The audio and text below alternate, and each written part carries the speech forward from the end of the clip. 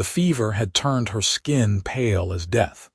And when Zachariah Kelsey stumbled onto the auction block in Belmont, Nevada, that scorching July afternoon in 1878, she could barely stand without the auctioneer's assistant holding her upright.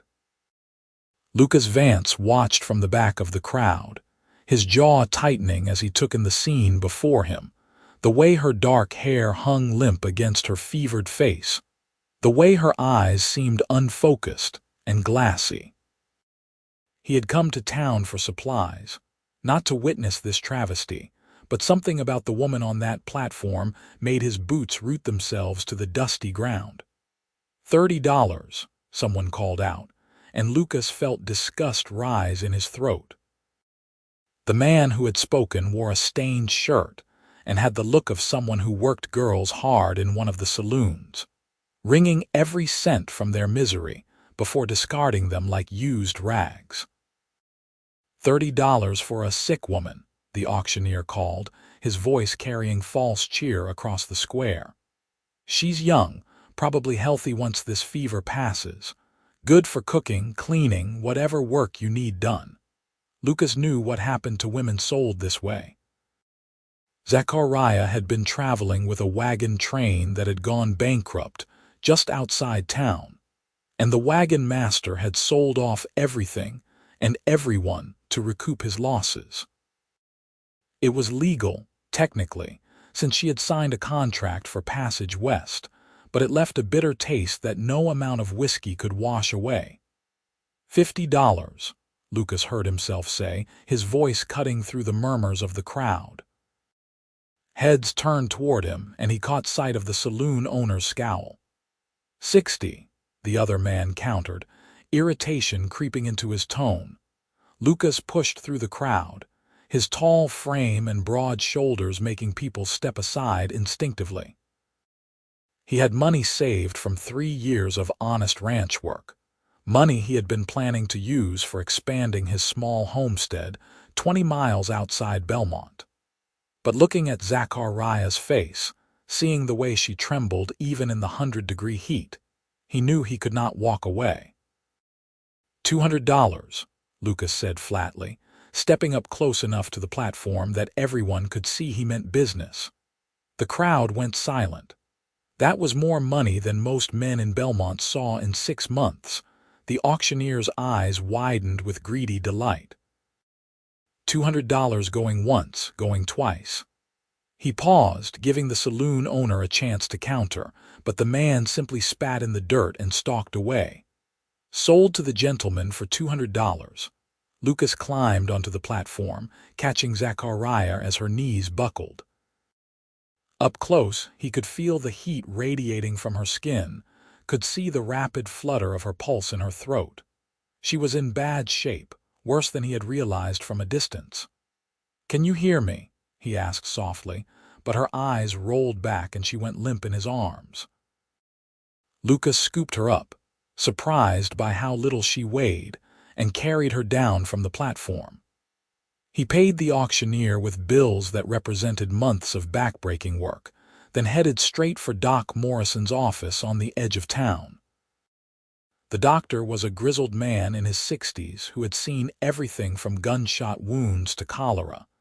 He took one look at Zachariah and gestured Lucas toward the examination room. "Put her on the table there. What happened to her?" "Just bought her at auction," Lucas said, laying her down as gently as he could. "She has been like this the whole time. Fever, barely conscious." Doc Morrison pressed his fingers to her throat, checking her pulse, then pulled back her eyelids to examine her eyes. He listened to her chest, his expression growing more concerned. "Pneumonia and a bad case of it. Her lungs are filling with fluid. She needs constant care, cool compresses to bring down the fever and medicine every 4 hours. Even then, there is no guarantee she will make it through the week." "Tell me what to do," Lucas said without hesitation. The doctor studied him for a long moment, perhaps trying to understand why a cowboy would spend $200 on a dying woman. "You have a place nearby. Homestead about 20 miles north." Small cabin, but it is clean and I have a good well. The ride might kill her in this condition, Doc Morrison warned. Staying in town might kill her too, once certain people realize I outbid them. Lucas thought of the saloon owner's expression, the way violence simmered just beneath the surface in men like that. The doctor could not argue with that logic. He prepared a bag of supplies, showing Lucas how to make the medicine mixture, how to apply the compresses, how to position her so she could breathe easier. Change the compresses every 20 minutes. Get as much water into her as you can, even if it is just drops at a time. And pray, if you are the praying type. Lucas paid for the supplies and medicine, watching his savings dwindle further. Then he carefully lifted Zachariah again, her body burning against his chest, and carried her to where his horse waited. He had a wagon, thankfully, that he had brought for hauling supplies. He made a bed in the back with every blanket he could buy from the general store, cushioning it as much as possible. The ride home was the longest 20 miles of Lucas's life. He drove slowly, trying to avoid the worst of the ruts, glancing back constantly to check on Zachariah. She moaned occasionally, lost in fever dreams, calling out names he did not recognize. Once she cried out for her mother, her voice cracking with desperation, and Lucas felt his heart constrict in his chest. By the time they reached his homestead, the sun was setting, painting the Nevada sky in shades of orange and purple. His cabin was small, just 2 rooms, but it was solid and well built. He had constructed it himself, and he took pride in the tight corners and sturdy roof. He carried Zachariah inside and laid her on his own bed, the only bed in the house. Then he got to work. He pumped cold water from the well, soaking cloths and laying them across her forehead, her neck, her wrists. He mixed the medicine according to Doc Morrison's instructions and coaxed drops of it past her cracked lips. She coughed weakly, turning her head, but he persisted with gentle patience. "Come on now," he murmured, supporting her head with one hand. "You have to fight this. I did not spend $200 just to watch you give up." Hours blurred together. Lucas changed the compresses, administered the medicine, tried to get water into her. He dozed in a chair beside the bed, jolting awake every time she made a sound. In the darkest part of the night, her fever spiked so high that he stripped away the quilts and bathed her arms and legs with cool water, his touch clinical and respectful even in the intimacy of the moment. "Please," he found himself saying, though he was not sure who he was talking to. God, maybe, or fate, or Zachariah herself. "Please hold on." As dawn broke on the second day, her fever finally broke. Lucas was changing the compress on her forehead when he noticed her skin felt cooler, more like human warmth than a cooking stove. Relief flooded through him so intensely that his hands shook. She was not out of danger yet, but this was progress. By midday, Zachariah's eyes fluttered open for the first time since the auction. They were green, Lucas noticed, a deep forest green that seemed to look right through him. She stared at the unfamiliar ceiling, confusion clouding her expression, then slowly turned her head to take in the room. "Where am I?" Her voice was barely a whisper, rough from fever and disuse. Lucas moved closer so she could see him without straining. "My homestead, about 20 miles north of Belmont. I am Lucas Vance. I bought you at the auction 2 days ago." He watched her process this information, saw the fear flicker across her face before she carefully schooled her expression to neutrality. She had probably learned to hide her emotions as a survival mechanism, and he hated that she felt she needed to do that with him. "You have been very sick," he continued gently. "Pneumonia. Doc Morrison said it was touch and go for a while, but your fever broke this morning. You are going to be all right, but you need to rest and get your strength back." Zachariah's eyes filled with tears, though whether from relief or fear or simple exhaustion, Lucas could not tell. "Why?" she whispered. "Why what? Why did you buy me? Why did you help me?" Lucas sat back in his chair, running a hand through his dark hair. He had been asking himself the same question for 2 days straight. Because it was the right thing to do. Because no person should be sold like cattle. Because... He paused, searching for words. "Because when I saw you up there, I knew I could not walk away." She studied his face for a long moment, as if trying to determine whether he was telling the truth. Finally, she closed her eyes again, exhaustion claiming her. "Thank you," she breathed, so quietly he almost missed it. Over the following days, Lucas maintained his vigil. He made broth from salt pork and wild onions, patiently spooning it into Zachariah's mouth until she could hold the bowl herself. He helped her sit up, propping pillows behind her back, and read to her from the few books he owned when she grew bored of staring at the ceiling. His favorite was a collection of Shakespeare's plays that his mother had given him before she died, and Zachariah's eyes lit up when he started reading Romeo and Juliet. "I used to love stories," she said one evening, her voice growing stronger each day. "Before everything fell apart." Lucas set the book aside. "What happened?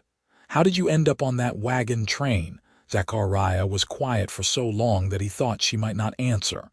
Then, slowly, she began to speak. "My father died 3 years ago. My mother tried to keep the farm in Missouri, but the bank foreclosed. She died last winter, and I had nothing left. A woman I knew said there were opportunities out west, that I could find work as a school teacher or a seamstress. She helped me get a contract with the wagon train. The wagon master who sold you off. He was not a good man," Zachariah said, her voice hardening. "None of them were. When I got sick, they wanted to leave me by the side of the trail.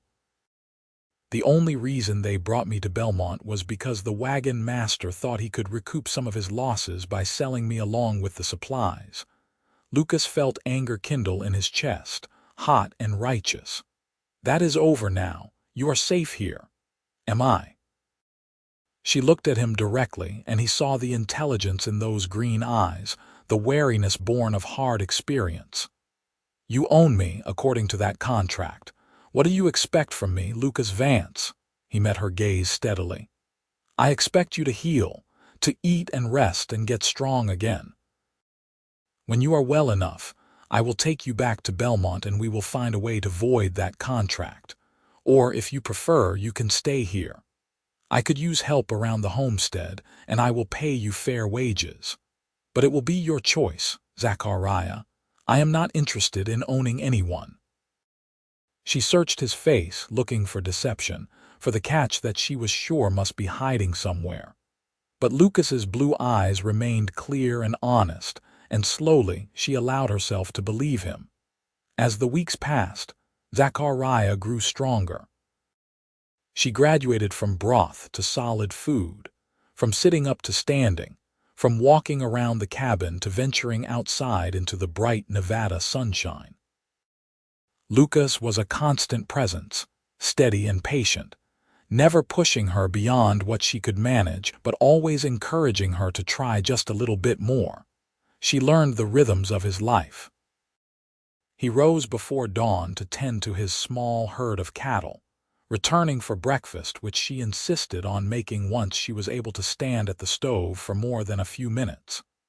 He spent his days mending fences, clearing brush, improving the homestead bit by bit. In the evenings, he would return dusty and exhausted, and she would have dinner waiting, simple fare but well prepared. "You are a good cook," he said one night, savoring a stew she had made from vegetables from his small garden and a rabbit he had snared.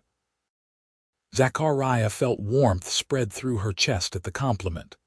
"My mother taught me. She said a woman should know how to make a good meal from whatever she has on hand. Smart woman, she was." Zachariah's voice grew soft with memory.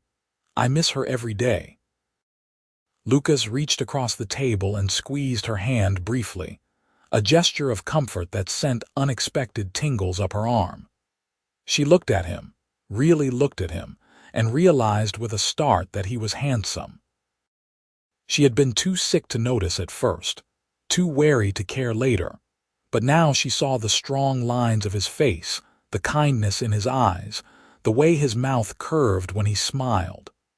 "Tell me about you," she said, pulling her hand back and trying to ignore the flutter in her stomach. "How did you end up here?" Lucas leaned back in his chair, his expression growing distant. "I grew up in Texas. My father had a small ranch, nothing fancy, but it was home.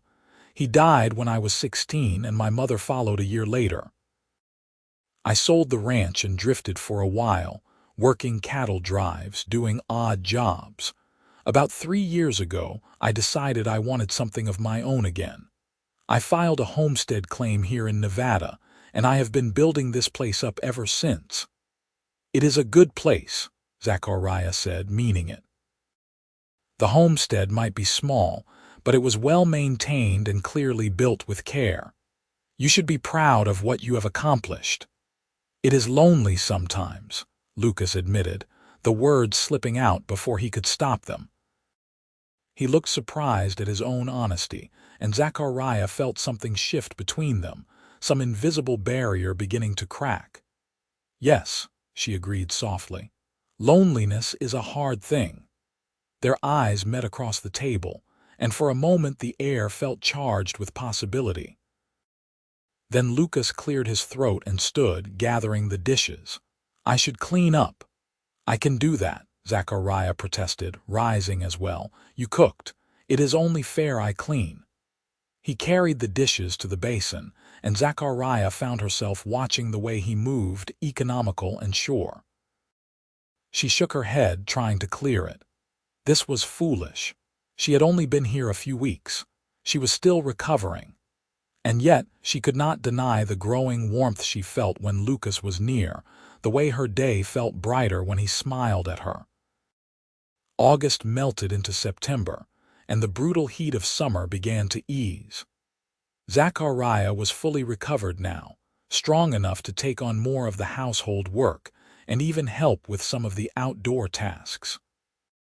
She learned to milk the cow Lucas kept, to gather eggs from the small chicken coop he had built, to tend the vegetable garden that provided much of their food. They fell into an easy partnership, working side by side during the day and sharing meals in the evening.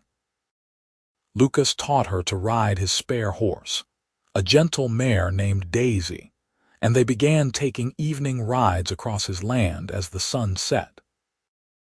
Zachariah loved those rides, loved the way the desert landscape turned gold and purple in the fading light, loved the feeling of freedom that came from galloping across open ground. "I never knew it could be like this," she said one evening as they watched the sun disappear behind the distant mountains. They had dismounted and were sitting on a rock outcropping that overlooked Lucas's property. "Like what?" Lucas asked, though he thought he knew what she meant. "Peaceful." "Beautiful. I spent so long just trying to survive that I forgot there could be more than that." She turned to look at him, and her breath caught at the expression on his face. He was looking at her with such tenderness that her heart seemed to skip a beat. "Zachariah," he said, his voice rough with emotion, "I need to tell you something." "What is it?" He took a deep breath, as if gathering his courage. "When I saw you at that auction, I told you I could not walk away. I thought it was because helping you was the right thing to do, and it was, but that is not the whole truth." He paused, his blue eyes searching her face. "I have been trying to fight this, trying to tell myself it is too soon, that you have been through too much, that I have no right to feel this way. But I cannot help it any more." Zachariah's pulse quickened. "Feel what way?" "I am falling in love with you," Lucas said simply. "Maybe I have been since that first moment I saw you. I know it is complicated. I know you might not feel the same way, but I needed you to know the truth." For a long moment, Zachariah could not speak. Emotions swirled through her, too many to name. Fear, because loving someone meant risking pain. Hope, because maybe she could have something good after all the loss.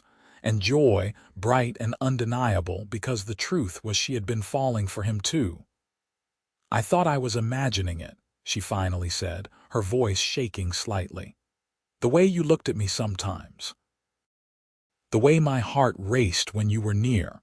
I told myself it was gratitude, that I was confusing thankfulness with something more. But it is not that, is it?" "No," Lucas said, moving closer to her on the rock. "It is not." "I am scared," Zachariah admitted. "I have lost everyone I ever loved. My father, my mother. I do not know if I can bear to lose someone else." Lucas took her hand, threading his fingers through hers. "I cannot promise you that we will never face hardship or pain. Life is too uncertain for that. But I can promise you that I will do everything in my power to build a good life with you if you will have me. I can promise you honesty and respect and all the love I have to give." Tears slipped down Zachariah's cheeks, but they were good tears, healing tears. "Yes," she whispered. "Yes, I will have you. Because I am falling in love with you too, Lucas Vance. You saved my life, but more than that, you gave me a reason to want to live again." Lucas cupped her face in his hands, his thumbs gently wiping away her tears. "Can I kiss you?" "Please," Zachariah breathed, and then his lips were on hers, warm and tender and perfect. The kiss was gentle at first, almost tentative, as if they were both afraid of breaking the spell. But then, Zachariah's hands came up to grip Lucas's shoulders and the kiss deepened, carrying all the emotion they had been holding back for weeks. When they finally pulled apart, both breathless, Lucas rested his forehead against hers. "I want to do this right," he said. "I want to court you properly, and then, if you are willing, I want to marry you." "I am willing," Zachariah said, laughing through her tears. "I am more than willing." They stayed on that rock until the stars came out, talking about their hopes and dreams, planning a future that had seemed impossible just a few weeks ago. Lucas told her about his plans to expand the ranch, maybe buy more cattle, build a bigger house someday. Zachariah talked about wanting to start a small school for the children of nearby homesteaders, about her love of books and learning. "We can build it together," Lucas said, and Zachariah believed him. The courting period that followed was the happiest time of Zachariah's life. Lucas was attentive and romantic, bringing her wildflowers he found on the range, reading poetry to her in the evenings, taking her on picnics to beautiful spots he had discovered in his explorations of the area. But he also respected her boundaries, never pushing for more than she was ready to give, content to hold her hand and steal kisses when the moment felt right. In October, they rode to Belmont so Lucas could buy her a ring. It was simple, a thin gold band with a small diamond, but Zachariah treasured it more than any jewel. They also visited Doc Morrison, who was delighted to see how well Zachariah had recovered. "You are a walking miracle," he told her, shaking his head in wonder. "When Lucas brought you to me, I did not give you better than 1 in 10 odds of surviving." "I had good care," Zachariah said, smiling at Lucas. "That you did," the doctor agreed, his eyes twinkling. "When is the wedding?" "November 15th, Lucas said, his hand finding Zachariah's. "We are hoping you will be there, Doc. I would not miss it for the world." They also stopped by the land office to officially void the contract that had brought Zachariah west. The clerk was sympathetic to their situation and drew up papers declaring the contract fulfilled, and Zachariah a free woman. As she signed her name, Zachariah felt a weight lift from her shoulders that she had not realized she was carrying. "It is really over," she said as they left the office. "It is really over," Lucas confirmed. "You are completely free, and in a few weeks you will be free to marry me if you still want to." Zachariah stopped right there on the street and kissed him, not caring who saw. "I still want to," she said firmly. They were married on a crisp November morning in the small church in Belmont. Zachariah wore a simple dress of cream-colored cotton that she had sewn herself, with wildflowers in her dark hair. Lucas wore his best suit, his hair slicked back, his eyes shining with happiness as he watched his bride walk down the aisle. The ceremony was attended by the few friends they had made, including Doc Morrison and his wife, a kind woman named Margaret who had helped Zachariah alter the dress. The local preacher performed the service, his voice solemn as he spoke about love and commitment and the sanctity of marriage, when Lucas said, "I do." His voice rang out clear and strong, carrying absolute certainty. When Zachariah said the same, she felt the words resonate in her bones, felt the rightness of this choice in every part of her being. "You may kiss your bride," the preacher said, and Lucas did, sweetly and thoroughly, earning a smattering of applause from their small audience. The celebration afterward was modest but joyful. Margaret Morrison had baked a cake, and several of the townspeople brought food and well wishes. As the sun began to set, Lucas and Zachariah climbed into their wagon and headed home to the homestead, to the life they would build together. Their wedding night was tender and passionate, a discovery of each other that left them both breathless and awed. Lucas was gentle and patient, making sure Zachariah felt safe and cherished. Afterward, they lay tangled together in the darkness, listening to the wind whistle across the desert. "I love you," Zachariah whispered, tracing patterns on Lucas's chest with her fingertips. "I love you too," he replied, pressing a kiss to the top of her head. "More than I ever thought possible." The first year of their marriage was filled with hard work and simple joys. They labored side by side to improve the homestead, adding a second bedroom in preparation for the family they hoped to have someday. Lucas taught Zachariah everything he knew about ranching, and she proved to be a quick learner, fearless in the face of physical labor. In the spring, Zachariah started her school, setting up a classroom in a corner of their expanded cabin. 3 children from neighboring homesteads attended at first, then 5, then 8. She taught them reading and arithmetic and history, finding deep satisfaction in watching young minds blossom under her guidance.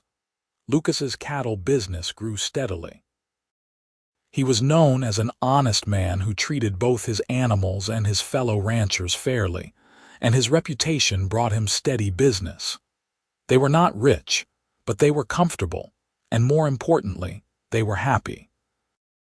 In late summer of their second year of marriage, Zachariah realized she was pregnant. She waited until she was sure before telling Lucas, then surprised him one evening after supper. "I have something to tell you," she said, trying to keep her voice casual even though her heart was pounding. Lucas looked up from the fence post he was repairing.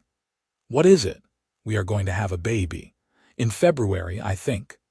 The fence post fell from Lucas's hands and he crossed to her in 3 long strides, sweeping her up in his arms and spinning her around. "A baby," he breathed, his voice full of wonder. "We are going to have a baby." "Put me down, you fool," Zachariah said, laughing.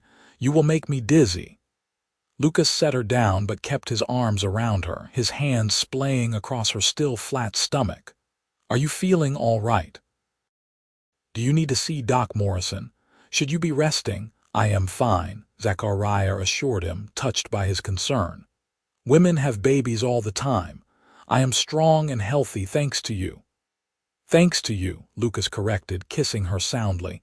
"You are the strongest person I know." The pregnancy progressed smoothly. Zachariah continued teaching until December, when the winter weather made travel too difficult for her students anyway. She spent the quiet winter months preparing for the baby, sewing tiny clothes and blankets while Lucas built a beautiful wooden cradle with painstaking care.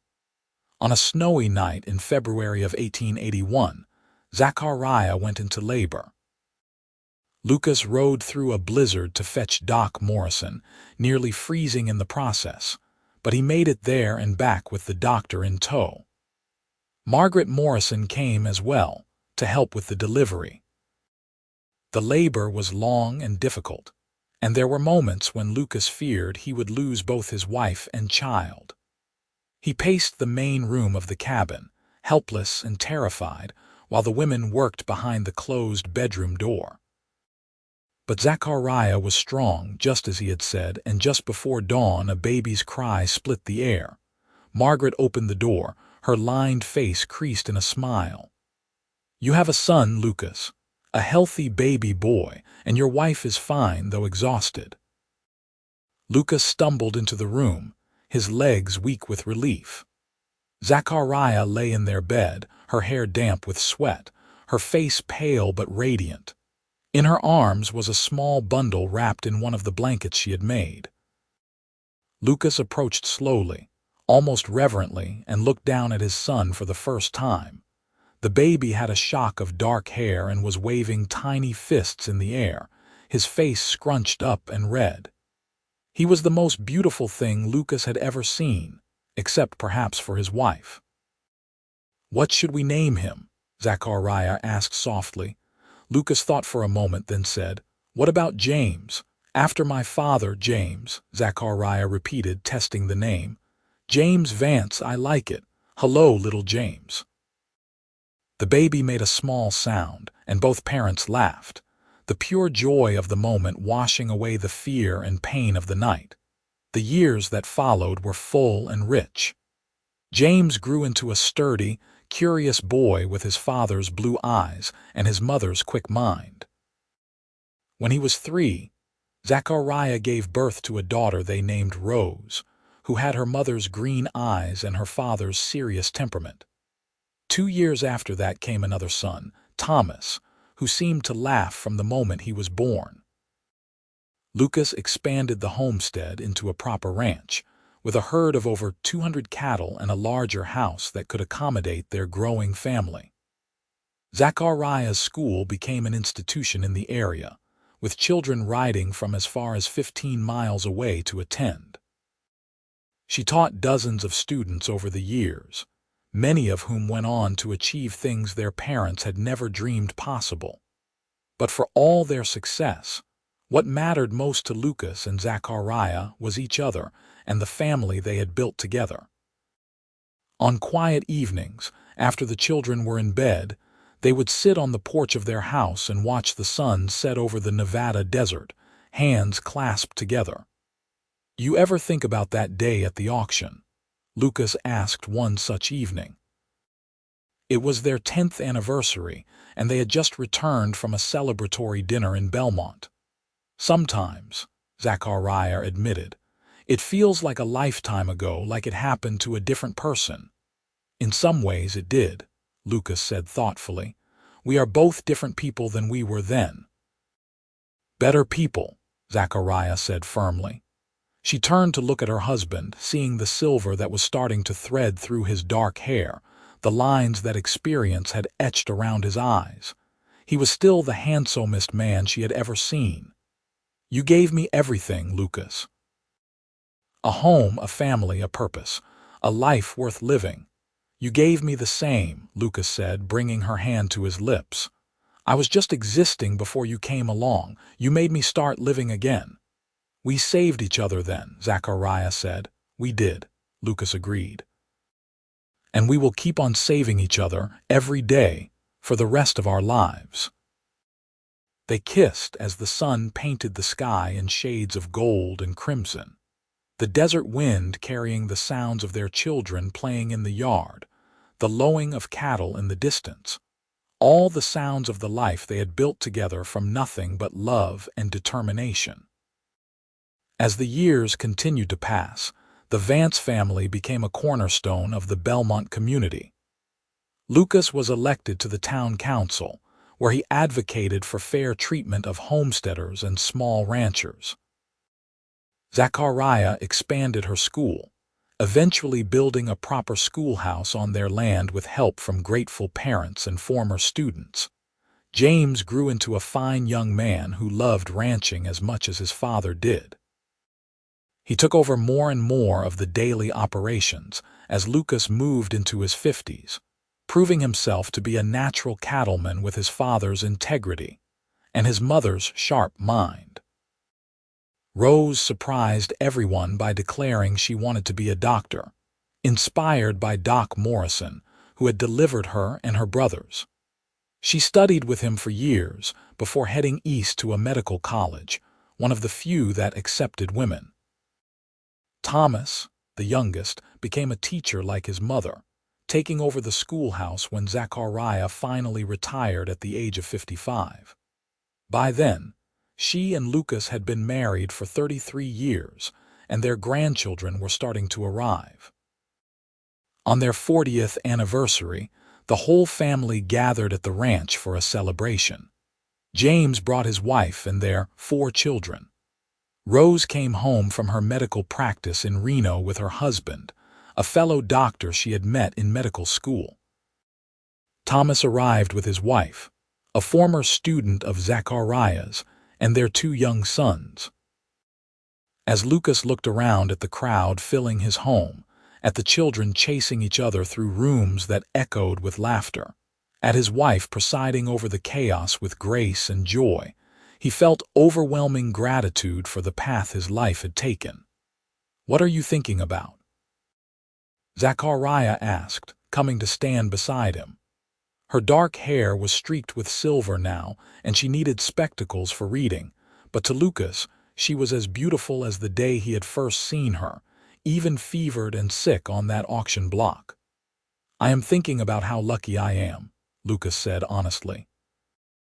"How grateful I am that I was in Belmont that day, that I had the money to buy your freedom, that you chose to stay with me." Zachariah leaned against him, her head resting on his shoulder. "It was not luck, Lucas, it was fate. We were meant to find each other. You really believe that?" "I do," she said firmly. "Out of all the places you could have been that day, all the choices you could have made, somehow you were there and you chose to help me. That is not coincidence. That is destiny." Lucas wrapped his arms around his wife, holding her close as he had done thousands of times over the past 4 decades. "Then I am grateful to destiny for bringing us together." They stood like that for a long moment, surrounded by the family they had created, the legacy they would leave behind. Outside, the Nevada sun was setting once again, painting the desert in familiar shades of gold and purple. But inside, the house blazed with warmth and light and love. That night, after all the guests had gone home or been settled into spare bedrooms, Lucas and Zachariah retreated to their own room. They undressed slowly, comfortable with each other after so many years, and climbed into bed together. "I love you," Lucas said, the same words he had spoken countless times but which never lost their meaning. "I love you too," Zachariah replied, settling into his embrace. "From that very first moment, even when I was too sick to understand what was happening, I think some part of me knew you would be my salvation." "We were each other's salvation," Lucas corrected gently. "Yes," Zachariah agreed, her voice growing sleepy. "We were." As she drifted off to sleep, Lucas stayed awake a while longer, thinking about the journey that had brought them here. He thought about the young woman he had seen on that auction block, so sick she could barely stand, so lost and alone. He thought about the fear he had felt during those first days when her life hung in the balance, the dawning realization that she meant more to him than he had wanted to admit. He thought about their wedding day, about the births of their children, about 1,000 small moments that had woven together to create a life more rich and full than he ever could have imagined. And he thought about the future, about the grandchildren they would watch grow up, about the golden years they would spend together, about growing old side by side. $200 at an auction in Belmont, Nevada, on a scorching July day in 1878. That was all it had taken to change both their lives forever. The best money Lucas Vance had ever spent, the best decision he had ever made. Years later, when Lucas was 78 and Zachariah 76, they sat together on that same porch where they had spent so many evenings, watching another Nevada sunset.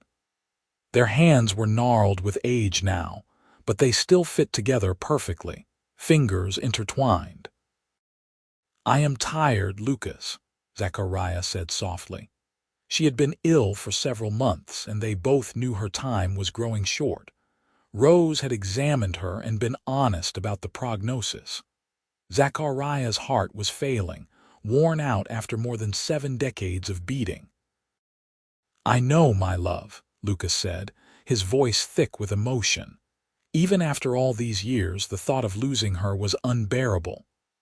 "I am not afraid," Zachariah continued. "I have had a wonderful life, more than I ever dreamed possible. I have loved you and been loved by you. We created a beautiful family together. I have no regrets." "Neither do I," Lucas said, though tears were streaming down his weathered face. "You gave me everything, Zachariah, everything." "We gave each other everything," she corrected gently, echoing the words they had spoken so many times over the years. "Promise me you will not grieve too long. Promise me you will live whatever time you have left with joy, surrounded by our family." "I promise," Lucas said, though he could not imagine joy without her. Zachariah passed away peacefully in her sleep 3 nights later, Lucas holding her hand until the very end. The funeral was held at the church in Belmont, the same church where they had been married 58 years earlier. It seemed like the whole territory turned out to pay their respects to the woman who had taught so many children, who had been a pillar of the community, who had lived a life of purpose and love. Lucas stood at the graveside as they lowered his wife into the Nevada earth, surrounded by their children and grandchildren, and even a few great-grandchildren. He felt hollowed out, empty in a way he had not been since he was a young man who had lost his parents and drifted aimlessly across the West. But as the days passed, Lucas found himself remembering his promise to Zachariah. He did not lock himself away in grief. Instead, he spent his time with family, telling stories about their mother and grandmother, making sure the younger generations understood the legacy she had left behind. He lived for 3 more years after Zachariah's passing, years filled with love from his children and the joy of watching his family continue to grow. And when he finally closed his eyes for the last time, surrounded by those he loved, his last thought was of a young woman with green eyes and a fever that should have killed her, who had instead become the greatest blessing of his life. They buried Lucas next to Zachariah in the cemetery in Belmont, their matching headstones reading simply Lucas Vance, 1852, 1939, and Zachariah Vance, 1854-1936. But their true legacy was not in those stones. It was in the ranch that still bore their name, run now by their great-grandchildren. It was in the school that had educated hundreds of children over the decades. It was in the family that spread across Nevada and beyond, carrying their values of integrity and kindness and love. And it was in the story that was passed down through generations, of a cowboy who had spent $200 at an auction to save a dying woman, who had nursed her back to health with gentle patience, and who had found in her the love of his life. A story of compassion and courage, of 2 people who had been broken by life finding healing in each other, of a love that had lasted through decades and had created something beautiful and enduring. In Belmont, Nevada, where desert winds still blow and the sun still sets in gold and purple glory, people still tell the story of Lucas and Zachariah Vance. They tell it to remind themselves that one moment of kindness can change everything, that love can bloom in the most unexpected places, and that sometimes, when you save someone else, you end up saving yourself as well. The ranch still stands, a testament to what two people can build when they work together in love and trust. The schoolhouse, though now a historical landmark rather than an operating school, still welcomes visitors who want to learn about the remarkable woman who founded it. And in the cemetery on the hill, two headstones stand side by side, eternally together just as Lucas and Zachariah had been in life. Their story became legend, but it had started with something simple and profound. One man looking at a sick woman on an auction block and deciding that he would not walk away. That single choice rippled out across decades, touching hundreds of lives, creating a family and a legacy that endured long after both of them had passed from this world. And if you visit Belmont on a quiet evening, when the sun is setting and the wind whispers across the desert, some say you can still feel their presence.